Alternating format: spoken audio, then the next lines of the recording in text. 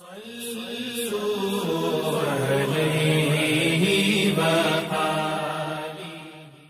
اللہ الرحمن الرحیم۔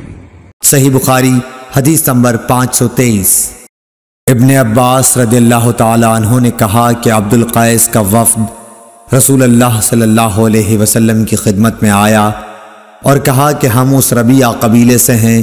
اور ہم آپ کی خدمت میں صرف حرمت والے مہینوں ہی میں حاضر ہو سکتے ہیں، اس لیے آپ کسی ایسی بات کا ہمیں حکم دیجئے جسے ہم آپ سے سیکھ لیں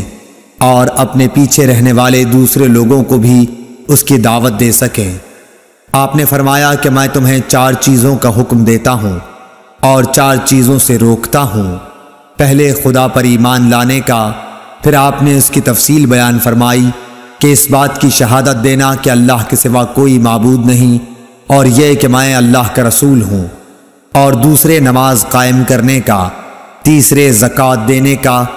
اور چوتھے جو مال تمہیں غنیمت میں ملے اس میں 5واں حصہ ادا کرنے کا،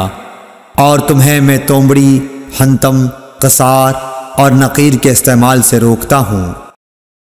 اللهم صل على محمد وعلى آل محمد كما صليت على إبراهيم وعلى آل إبراهيم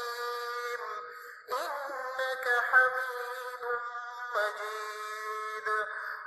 اللهم بارك على محمد وعلى